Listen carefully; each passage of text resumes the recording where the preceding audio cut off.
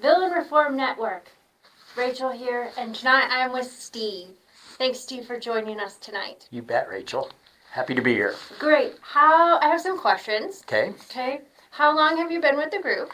I have been with the chorale for 13 years, in between 2004 to 2011, and then I took a break and came back in 2020. Excellent, excellent. We're having a villain hero show this season. When can people come see this show? They can come April 10th through the 12th, Okay. and it's Friday night, Saturday night, and Sunday matinee.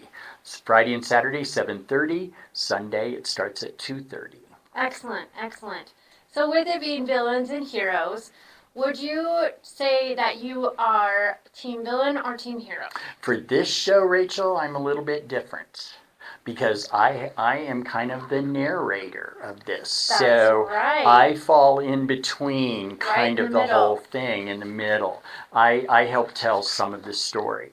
But I want everybody to know that I'm sitting with the head person, the main actress, the lead villain in the show. And I'm excited about that because I think Rachel's going to do a great job I am. in that. If you could pick a hero superpower to have for yourself, what would it be? To have for myself, Yeah. I'm going to go back to one of our previous shows, and Rachel helped me with this in one of our previous shows, and that's Hercules. Hercules. Yes. Yes. So you'd also have like super strength. Yes. That kind of yes, stuff. Yes, very Okay. much so. That's awesome. That's awesome. Some fun questions. If you could leave everything behind and go back and fix anything in history, would you, and what would it be? I would not go back and fix anything in history because I really believe that we learn from history. Yes. And once, if we went back and messed with it, it could ruin everything. You never know. Absolutely. Fair enough. Okay. If time travel was real, what, aside from ranch dressing, what would you love to see in person? Okay, this is going to be a little different. I would go biblical. Okay. I would love to go back and see the entire birth of Jesus. Oh, and there you go. That would be fascinating. I think it'd be so interesting for me, very much so. I love that. What makes a performance memorable for you as a choreographer? For me, it's seeing everybody do their choreography. And we're a volunteer group. We're not all dancers, but this chorale tries so hard to be a show choir, and they do an excellent job of doing our choreography. And Agreed. For that, I'm very thankful. This show, we have 8 people choreographing, and I'm hoping that Rachel will come back and choreograph next season. I know she's always busy, but hopefully she will consider that. Maybe. What do you think that the audience favorite song is going to be? Boy, that's tough for me, and I kind of thought that question might come up. I'm really not sure in this show. There's so many good numbers. There is.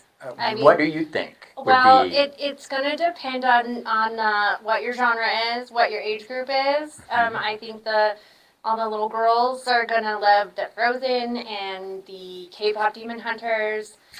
Some of our older audiences are going to appreciate Stars from Les Mis, right. Which is our lower voices only number. I think they also everybody can appreciate the Disney that we have going on because there's older Disney, talking Ursula, Cruella de Vil, plus Bruno. And we don't talk about Bruno, but we will sing about Bruno. Exactly. So Rachel, tell me, what is your character going to be like in this show? Tell me what you're looking for, what you're thinking. Celine and I are still getting to know each other. Okay. Because we are still in the very beginnings of it, but Celine feels like just a girl who is trying to do the right thing when it's really hard, and there is this huge stigma of villains and what that looks like, and are you held responsible for your parents' crimes? Exactly. Are you, do you carry that torch, and can you change that, and your friends around you who is going to help you with that, and, getting people to open their minds a little bit and see the bigger picture. There it is. She just gave you a tease on the script. This is a villain story. It is a villain story. Heroes are not the main focus here. So, it's going to be exciting. I'm excited to play a villain. I've always wanted to play a villain, and here we are. You're going to be very good at it. And this is a tug. It's a tug between heroes and villains. So it's a little bit different. The script has been written and it's excellent. And I know that the audience is going to really, really enjoy this show and the music. I agree. Would you ever trust a villain? I think I would. Yes. Okay, great. Absolutely. Is that because I'm sitting next to you? No, no. I think villains are interesting, Okay. interesting characters, and I think that there is the possibility if they brought snacks. Yes, if a villain brings snacks, does that absolve them of all crimes? For me, yes, it does. Absolutely. Does Absolutely. it have to be sweets? No, not No, necessarily. as long as they bring food. Exactly. Great. Yep. A funny if for you, if heroes had an HR department, what do you think the chief complaint would be?